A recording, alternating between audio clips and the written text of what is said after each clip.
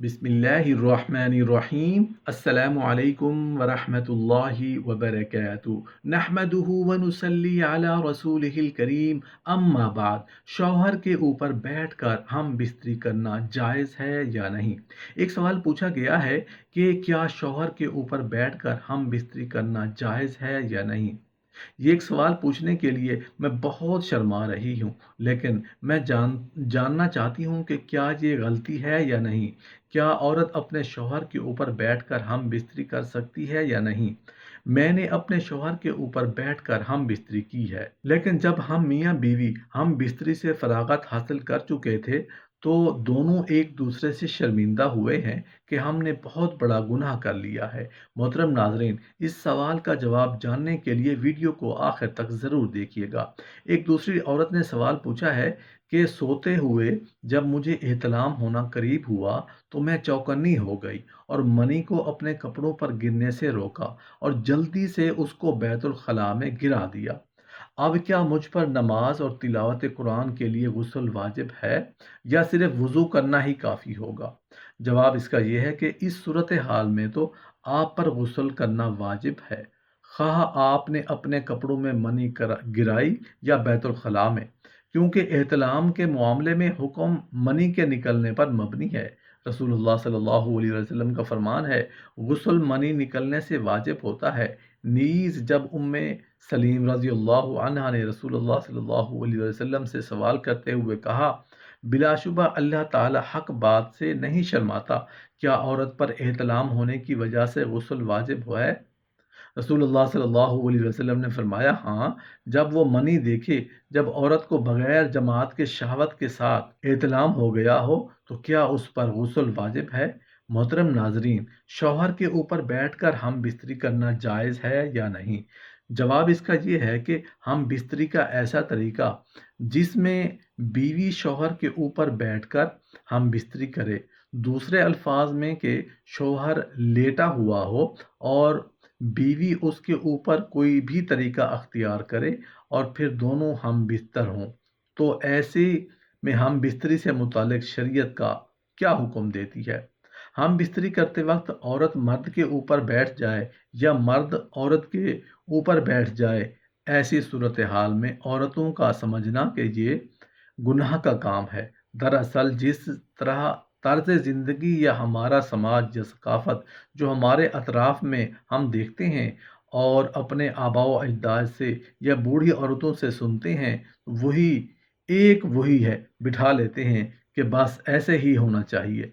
बीवी शौहर के ऊपर बैठकर हम बिस्तरी करे या शौहर बीवी के ऊपर बैठकर ये शरई फरीज़ा अंजाम दे, तो ऐसा करना हराम नहीं है, बल्कि मर्द के लिए जायज़ है कि वो जिस सूरत में भी चाहे अपनी बीवी से हम बिस्तरी वगैरह करे और फ़ायदा हासिल करे। शौहर के लिए अपनी बीवी से हम बिस्तरी करना तलज़्ज़ुज़ हर वक्त जायज़ है।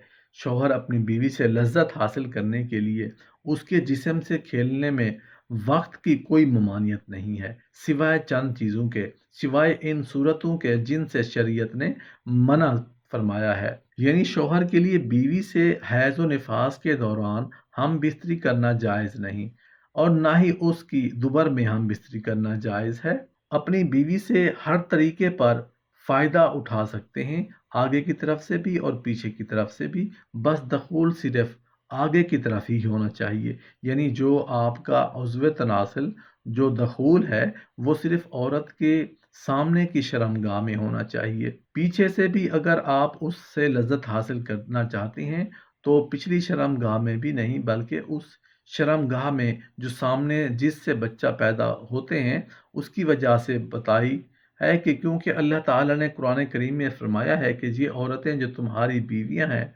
तुम्हारी खेतियां उन खेत के लिए कि अल्लाह के रसूल सल्लल्लाहु अलैहि वसल्लम से भी उन्हीं खेतों से ताबीर किया है। तुम्हारी बीवियां तुम्हारी खेतियां हैं, अपनी खेतियों में जिस तरह चाहो आओ। अलबत्ता रसूलुल्लाह सल्लल्लाहु अलैहि वसल्लम के फरमान के मुताबिक बीवी की पिछली शर्मगाह में उज़्व तनासुल दाखिल करना हराम है, क्योंकि अल्लाह के रसूल सल्लल्लाहु अलैहि वसल्लम ने इस तर्ज अमल पर के पिछली शर्मगाह में दाखिल किया जाए, ये जायज़ नहीं। तो अगर बीवी शौहर के सामने आती है या शौहर बीवी के ऊपर आता है या दो औरत के पीछे से जो हमारे सामने वाली शर्मगाह है उसमें उज़्व तनासुल दाखिल किया जाता है, तो ये तमाम तरीके जायज़ हैं और अल्लाह ताला ने उन्हें इसमें कोई ममानियत की दलील नहीं है। बेशक अल्लाह ताला हक बात से नहीं शर्म महसूस नहीं करता, लिहाजा इत्तेफाक से कहना है कि हम बिस्तरी का ऐसा तरीका जिसमें बीवी शौहर के ऊपर बैठकर हम बिस्तरी करती है, तो ऐसा तरीका शौहर के लिए नुकसानदेह है, क्योंकि बीवी शौहर के ऊपर लेटेगी तो उसका पानी यानी मनी शौहर के उज़्व ख़ास में आला तनासुल पर उतर जाएगा और ये उसके उज़्व के लिए ख़तरनाक का बायस बनेगा। इसमें कोई शक नहीं कि उस तरीके से हम बिस्तरी करना हलाल है और जायज़ है, लेकिन शौहर पर लाजिम है कि वो इस तरीके से बचे क्योंकि ये उसके लिए नुकसानदेह है। बीवी से हम बिस्तरी की बदतरीन कैफियत वो है कि हम बिस्तरी के वक्त शौहर नीचे और बीवी ऊपर हो। कुरान और हदीस के इरशादात से और तसरीहात से तो उसकी नफ़ी होती है, लेकिन उस कैफियत में तबाही नुकसान का भी पहलू पोशीदा है, इसलिए कि उस सूरत में शौहर की मनी का अखराज पूरे तौर पर नहीं होता। उज़्व तनासल में उसका कुछ हिस्सा रुका रह जाता है जो बाद में सड़ता है और नुकसान और फसाद की मुखालफत मुख्तलिफ सूरतें अख्तियार कर लेता है। नीज़ इस सूरत में मर्द के उज़्व तनासुल में बीवी के उज़्व मखसूसा से बहुत सी रतूबतें आकर जमा हो जाती हैं। ये भी मुख्तलिफ पहलुओं से नुकसान का बायस है। इसका मुसलसल नुकसान अपनी जगह है कि हम बिस्तरी की इस अहमियत में इस तकरार हमल और बच्चे की पैदाइश का इम्कान बहुत कम है। बीवी से हम बिस्तरी के दौरान शौहर जल्दबाजी फरागत हासिल कर लेता है और बीवी की फरागत नहीं होती, जिसकी वजह से औरत फितरी तौर पर मरगूब तबीयत है और उसके आज़ाए जिनसी पोशीदा होते हैं, इसलिए उसके अंजाल में देर लगती है।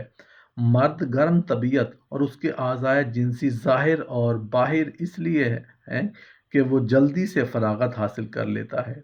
बीवी से हम बिस्तरी यानी मुबाशरत के दौरान अगर शौहर पहले फारिग हो जाए तो उसे बीवी के फारिग होने तक उसी हालत पर बरकरार रहना चाहिए और दोनों के सुकून और फरागत की अहमियत अलामत यह है कि उन दोनों का जहनी और जिस्मानी इत्मीनान आ जाए। अगर बीवी को सैराबी नहीं हुई और उस हाल में मर्द अलग हो गया तो बीवी के दिल में तस्कीन ना होने की वजह से बजाय मोहब्बत के नफरत पैदा होगी और अगर हम हर मर्तबा यही हुआ करे, खतरा है कि वो अपनी ख्वाहिश की तकमील के लिए कोई और रास्ता तलाश ना करे। जब रास्ता को मियाँ बीवी हम बिस्तरी हों या मर्द औरत के एहतलाम हो जाए तो सुबह के नमाज फजर से पहले पहले और अगर शरई अमल हम बिस्तरी के दिन किसी हिस्से में करार पाए तो अगली नमाज से पहले पहले मियाँ बीवी या मोहतलम दोनों का गुस्ल करना ज़रूरी है।